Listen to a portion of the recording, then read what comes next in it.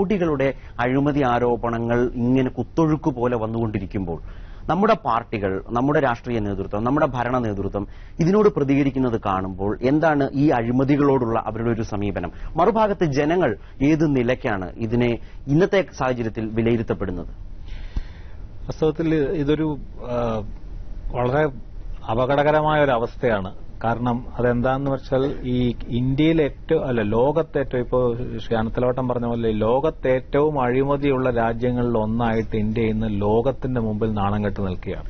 അതിനെപ്പറ്റി ഒരു ചെറിയ നാണക്കേടെങ്കിലും തോന്നേണ്ടത് ഇന്ത്യയിലെ രാഷ്ട്രീയ വർഗത്തിന് ഒപ്പാടെയാണ്. നേരത്തെ മറ്റൊരു ചർച്ചയിൽ പറഞ്ഞ പോലെ നമ്മൾ 2005 ഈ ട്രാൻസ്പെറൻസി ഇന്റർനാഷണലിന്റെ കണക്കനുസരിച്ച് ലോകത്ത് അഴിമതി, ഓരോ രാജ്യത്തിന്റെ അഴിമതി എത്രമാത്രം ഉണ്ടെന്ന് കണക്കാക്കുന്ന ഒരു ആഗോള സംഘടനയാണ്. അതനുസരിച്ച് 2005 ഇന്ത്യയുടെ സ്ഥാനം 73-ാമതായിരുന്നു. 2007 85ആയി.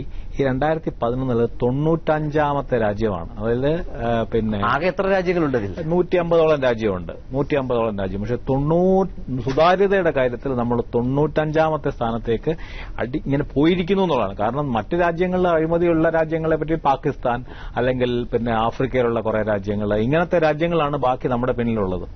ഈ ഒരു അവസ്ഥ എന്തുകൊണ്ട് ഇന്ത്യയിലെ രാഷ്ട്രീയ വ്യവസ്ഥയും ജനങ്ങളും ഒരു മഹാനാണക്കേടായിട്ട് തോന്നുന്ന ഒരു വശം. മറ്റൊരു വശം ഇത് ഇന്ത്യൻ വ്യവസ്ഥയുടെ മുഴുവനോട് അട്ടിമറിക്കുകയും ഇന്ത്യൻ ജനാധിപത്യത്തിൽ തന്നെ വിശ്വാസമില്ലാത്ത പോലെ ജനങ്ങൾ എത്തുകയും ചെയ്യുന്നുള്ളതാണ്. കാരണം ഏത് രാഷ്ട്രീയ കക്ഷികളും എല്ലാ രാഷ്ട്രീയ കക്ഷികളും അഴിമതിക്കാരാണെന്ന് പറയുമ്പോൾ ഇന്ത്യൻ ജനാധിപത്യത്തിൽ വിശ്വാസം നഷ്ടപ്പെടുകയും അങ്ങനെ സ്വേച്ഛാധിപത്യത്തിനും ഒക്കെ വഴി തെളിക്കാനാണ് സാധ്യത. പല രാജ്യങ്ങളിലും അങ്ങനെ ഉണ്ടായത്. പാകിസ്ഥാനിലും വരെ നമുക്കറിയാം. പട്ടാള ഭരണത്തിനും സ്വേച്ഛാധിപത്യത്തിനും വഴിയൊരുക്കാനുള്ള ഏറ്റവും വലിയ മാർഗം ഇന്ത്യൻ ജനാധിപത്യ വ്യവസ്ഥയിൽ വിശ്വാസം നഷ്ടപ്പെടുത്തുകയാണ്. ആ വിശ്വാസത്തിനെ തിരിച്ച് പിടിക്കാൻ എന്താണ് ചെയ്യേണ്ടതെന്നുള്ളത് അടിയന്തരമായിട്ടുള്ള കടമയായിട്ട് രാഷ്ട്രീയക്കാരും ഇന്ത്യൻ സമൂഹവും സ്വീകരിക്കേണ്ടതിന്റെ ഒരു വലിയ വിസിൽ ബ്ലോയിങ് ആണ് ഇപ്പോൾ കെജ്രിവാളിനെ പോലെ ഒരാൾ നടത്തിയിരിക്കുന്നത്. അഴിമതിയുടെ ഒരു മത്സരം നമ്മുടെ രാജ്യത്ത് നടക്കുന്നുണ്ടോ? നടക്കുന്നു. അതിലെന്തൊരു സംശയം തരും. ആദ്യമായിട്ട് നമ്മുടെ ഈ ബിജെപിയുടെ പ്രതിനിധി അദ്ദേഹത്തോടാണോ ചോദിക്കാനുള്ളത്? അദ്ദേഹത്തെ ആദ്യം അത് തീരട്ടെ. അതല്ലേ അവിടെ ഗുജറാത്തിലെ ഗാന്ധി നഗറിലെ 1,00,000 ചതുരശ്ര മീറ്റർ വസ്തു DLFന് എഴുതി കൊടുത്തു. ആ വസ്തു കൈമറിഞ്ഞു പോയത് നമ്മുടെ വധേര ഗാന്ധിയുടെ കയ്യിലാണ്. അവിടെ ഒരു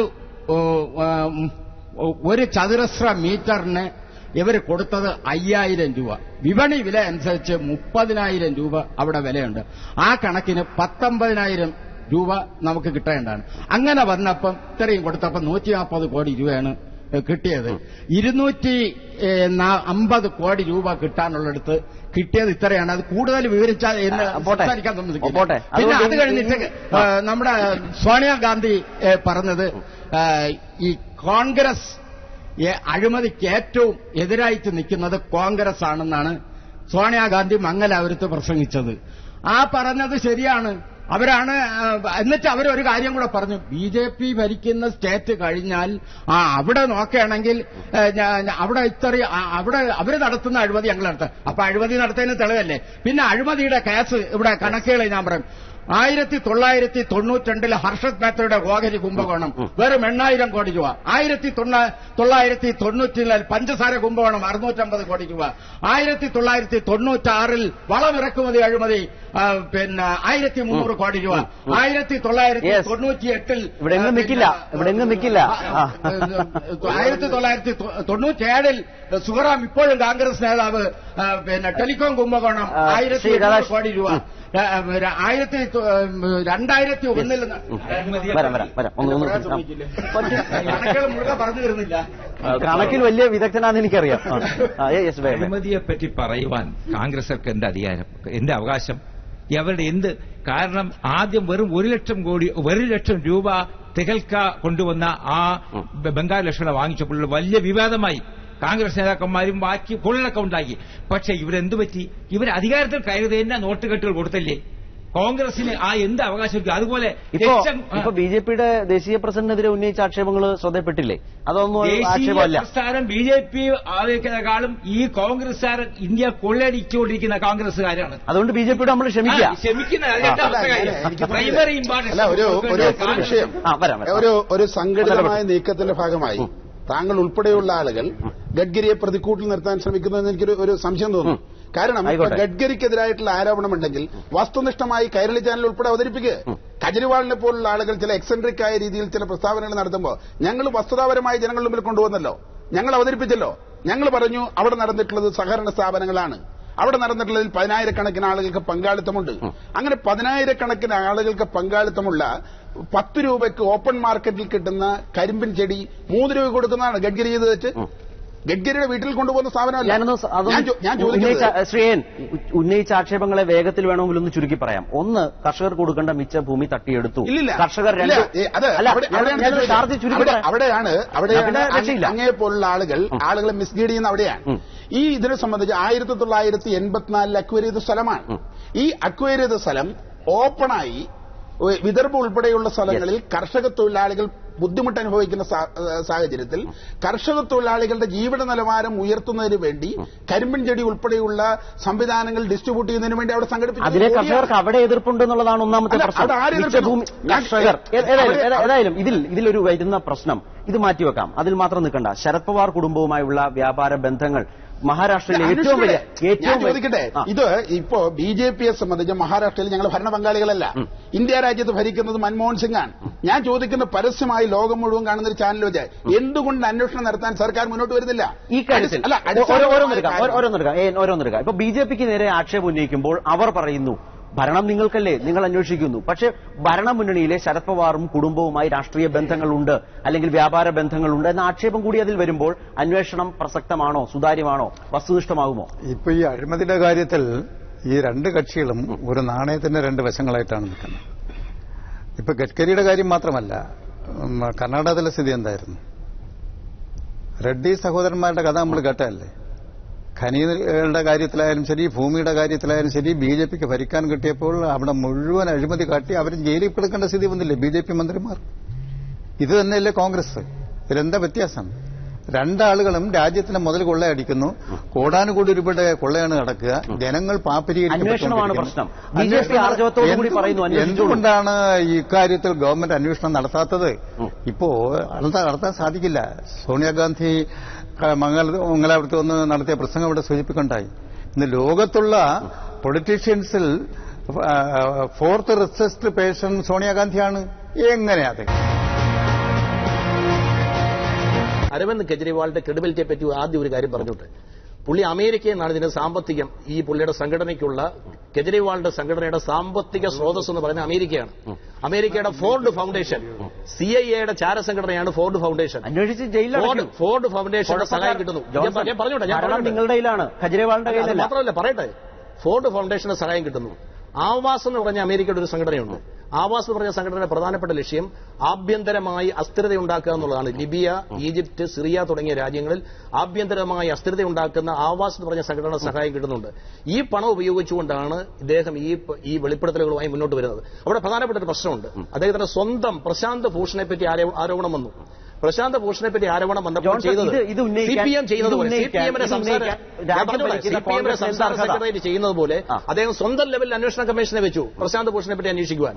ബഹുമാനപ്പെട്ട ആനന്ദലവട്ട ആനന്ദിനോട് ഒരു കാര്യം സൂചിപ്പിച്ചു. നെഹ്റു കുടുംബത്തിന്റെയും മോട്ടിലാൽ നെഹ്റുവിന്റെയും ജവഹർലാൽ നെഹ്റുവിന്റെയും കോടിക്കണക്കിന് രൂപയുടെ സ്വത്തുള്ള ഒരു കുടുംബ പശ്ചാത്തലമാണ് സോണിയാഗാന്ധിക്കുള്ളത്. പിണറായി വിജയൻ SNC ലാവ്ലിൻ കേസിൽ 374 കോടി 50 ലക്ഷം രൂപ പകൽ കൊള്ള നടത്തിയ കേസിലെ പ്രതിയാണ്. CPM തന്നെ പരസ്യമായി പറയുകയുണ്ടായി, നിയമപരമായും രാഷ്ട്രീയമായും ഞങ്ങൾ അതിനെ നേരിട്ടു. നിയമപരമായി നേരിട്ടു. നിയമപരമായി നേരിട്ടപ്പോൾ സ്ഥിതി എന്താ? സ്ഥിതി 5 നയ പൈസയുടെ അഴിമതി പിണറായി വിജയൻ കാണിച്ചില്ലെന്ന് നിങ്ങളുടെ തന്നെ ഏജൻസി CBI സർട്ടിഫിക്കറ്റ് കൊടുത്തില്ലേ? ഇപ്പൊ പിണറായി വിജയൻ അപ്പീലുമായിട്ട് പിണറായി വിജയനെ കുറ്റവിമുക്തനാക്കിയിട്ടില്ല. പിണറായി വിജയന്റെ പങ്ക് CBI പറഞ്ഞിട്ടുണ്ട്. കേരള സംസ്ഥാനത്തിന് 374 കോടി 50 ലക്ഷം രൂപ നഷ്ടം ഉണ്ടായിട്ടുണ്ട്. ജി കാർത്തികേയന്റെ പങ്കിനെ കുറിച്ച് അന്വേഷിച്ച ഘട്ടത്തിലാണ് CBI കൊടുത്തത്. വ്യക്തിപരമായി പിണറായി വിജയൻ നേട്ടം ഉണ്ടാക്കിയിട്ടില്ല, പക്ഷേ സ്റ്റേറ്റിന് നഷ്ടം ഉണ്ടാക്കിയിട്ടുണ്ട്. ആനത്തിലോട്ടം വരാം. ഇത് യഥാർത്ഥത്തിൽ നമ്മുടെ യഥാർത്ഥ ചർച്ചയുടെ ഒരു പ്രധാനപ്പെട്ട പോയിന്റിന് അപ്പുറത്തേക്ക് സ്വാഭാവികമായി പോകുന്നൊരു ഘട്ടമാണ്. എങ്കിൽ പോലും ജോൺസൺ ഉന്നയിച്ചൊരു പ്രധാനപ്പെട്ട കാര്യമുണ്ട്. കെജ്രിവാൾ കുഴപ്പക്കാരനാണ്, അല്ലെങ്കിൽ കെജ്രിവാൾ ഒരു നവരാഷ്ട്രീയക്കാരനായി മാറുന്നു. ഇത്തരം പ്രസ്ഥാനങ്ങൾ അഴിമതികളിൽ പെടുന്നു. കോൺഗ്രസും BJP ദേശീയ തലത്തിൽ ആക്ഷേപത്തിന് വിധേയനാകുമ്പോൾ നവരാഷ്ട്രീയക്കാർ ഉദയം ചെയ്യുന്നതിനെ എങ്ങനെയാണ് കാണേണ്ടത്? അതിന് യാതൊരു തെറ്റുമില്ല. ഈ ഇന്ത്യ രാജ്യത്തെ ഏതൊരു പൗരനും രാഷ്ട്രീയത്തിൽ പ്രവേശിക്കാനും രാഷ്ട്രീയത്തിൽ പ്രവർത്തിക്കാനും രാഷ്ട്രീയമായിട്ട് ആരോപണങ്ങൾ ഉന്നയിക്കാനും അതിനുവേണ്ടി ക്യാമ്പയിൻ നടത്താനുള്ള ഈ ജോൺസണുള്ള പോലെയുള്ള അല്ലെങ്കിൽ എനിക്കുള്ള പോലെ ആർക്കും ഉള്ള പോലെ അവകാശം കെജ്രിവാളിനുണ്ട്. ആ സംഘടനകളെ കുറിച്ചുള്ള ആക്ഷേപങ്ങൾ ആ സംഘടനകളുടെ അതൊരു ഒന്നാമത് ആക്ഷേപം തെളിയിക്കപ്പെട്ടതല്ല. പിന്നെ അങ്ങനെ പറയുകയാണെങ്കിൽ ഈ ഫോർഡ് ഫൗണ്ടേഷന്റെ അമേരിക്കയിലെ സ്ഥാപനങ്ങളുടെയും സഹായം ഏറ്റവും കൂടുതൽ പറ്റുന്ന കേന്ദ്ര ഗവൺമെന്റാണ്. അതിന്റെ പിന്നെ ഒരുപാട് സംഘടനകളുണ്ട്. ഞാൻ പറഞ്ഞ ആ ആക്ഷേപങ്ങൾക്കൊന്നും നിലനിൽക്കുന്നതല്ല. അദ്ദേഹം എന്ത് പറയുന്നു. പിന്നെ മാത്രമല്ല, ശരി, കെജ്രിവാളിനെ മാറ്റിവെക്കാം. എന്താണ് CAG പറഞ്ഞിരിക്കുന്നത്? CAG കഴിഞ്ഞ കുറെ കാലമായിട്ട് പറഞ്ഞിരിക്കും. എനിക്ക് തോന്നുന്നത് പാർട്ടി കോൺഗ്രസ് പാർട്ടി ആയാലും CPM ആയാലും BJP ആയാലും ഈ കെജ്രിവാളിനെതിരെ ആരോപണം ഉന്നയിക്കാൻ അദ്ദേഹം ഒരു സന്ദേശവാഹകനാണ്. ഈ ദൂതനെ കൊല്ലുന്ന പോലെയാണ് അദ്ദേഹത്തിനെതിരെ. എന്താണ് യാഥാർത്ഥ്യം? അഴിമതി എന്ന് പറയുന്നത് ഭീമാകാരമായിട്ടുള്ള തോതിൽ വളർന്നിരിക്കുന്നുള്ളത്. അത് നമ്മളെല്ലാവരും ഉൾപ്പെടുന്ന സമൂഹത്തിന് അപകടകരമാണെന്ന് കാണുമ്പോഴാണ് കെജ്രിവാളിനെതിരെ കുറ്റം പറയുകയല്ല ചെയ്യുന്നത്. പക്ഷെ അതേ സമയത്ത് കെജ്രിവാളിന്റെ ഈ രീതി, ഒരു ശൈലി കൊണ്ടുള്ള ഒരു അപകടമുണ്ട് എന്നുള്ള സംശയമില്ലാത്ത. തീർച്ചയായിട്ടും ഇവിടെ കൂടുതൽ വ്യവസ്ഥാപിതമായിട്ടുള്ള ഇൻസ്റ്റിറ്റ്യൂഷൻസ് ബിൽഡിങ്ങിനുള്ള സഹായിക്കുക എന്നുള്ളതല്ലാതെ ദിവസം തോറും ആരോപണങ്ങൾ ടെലിവിഷനിൽ കൂടെ ഒരു എന്റർടൈൻമെന്റ് പോലെ ഉന്നയിക്കുന്ന ആളുടെ അപകടം എന്താണെന്ന് വെച്ചാൽ ആ ദിവസം തോറും ആ ഒരു ദിവസം കഴിയുമ്പോഴേക്കും ജനങ്ങളുടെ അതിലുള്ള താല്പര്യം പോവുകയും പിറ്റേ ദിവസം അതിലും വലുതും ഉണ്ടോ എന്ന് കാത്തിരിക്കുകയും അത് ഈ സമൂഹത്തിന്റെ പ്രശ്നം ഉന്നയിക്കുന്നതിൽ അത് മാധ്യമങ്ങൾ അതിൽ പ്രധാനപ്പെട്ട കുറ്റവാളികളാണ്. കാരണം എല്ലാ വൈകുന്നേരങ്ങളിലും ഒരു നാടകം കാണുന്ന പോലെ, ഒരു സീരിയൽ കാണുന്ന പോലെ കാത്തിരിക്കുകയാണ്. അപ്പോൾ കഴിഞ്ഞ തവണ തന്നെ അദ്ദേഹത്തെ ഉന്നയിച്ച ആരോപണങ്ങൾ വേണ്ടത്ര രോമാഞ്ചജനകമായിരുന്നില്ല എന്നാണ് ടൈംസ് നൗവിന്റെ ആങ്കർ പറഞ്ഞത്. അങ്ങനെ ഞാൻ പറഞ്ഞ അതുപോലെയുള്ള രീതിയിലേക്ക് ഇത് പോകുന്നു. അതിന് പകരം നേരത്തെ ജോൺസൺ അബ്രഹാം പറഞ്ഞ പോലെ RTI പോലെ ഒരു പ്രധാനപ്പെട്ട സ്ഥാപനം കൊണ്ടുവരാൻ വേണ്ടിയുള്ള ശ്രമം, അത് കോൺഗ്രസിന് അതിനുള്ള ക്രെഡിറ്റ് ഉണ്ടെന്നുള്ളതിനെ പറ്റി സംശയമേ ഇല്ല. അതുപോലെയുള്ള സ്ഥാനം, അല്ലെങ്കിൽ ലോക്പാൽ ബില്ലിന് പകരം ലോക്പാൽ ബില്ലിൽ വേണ്ട ഭേദഗതികൾ വരുത്താൻ വേണ്ടി അണ്ണാ ഹസാരെയും കെജ്രിവാൾ നടത്തിയ ശ്രമം, ഇത്തരം ശ്രമങ്ങളിലൂടെ മാത്രമേ ഇതിനെ വ്യവസ്ഥാപിതമായിട്ട് ഇതിൽ നിന്ന് മാറ്റാൻ പറ്റുള്ളൂ. മറ്റതെല്ലാം ഓരോ വൈകുന്നേരത്തെ പിന്നെ ഒരു തമാശ പോലെ ഇത് കാണുകയും കോടികളുടെ മണിക്കിലുക്കമാണ് ഓരോ അഴിമതി ആരോപണത്തിലും ഉയരുന്നത്.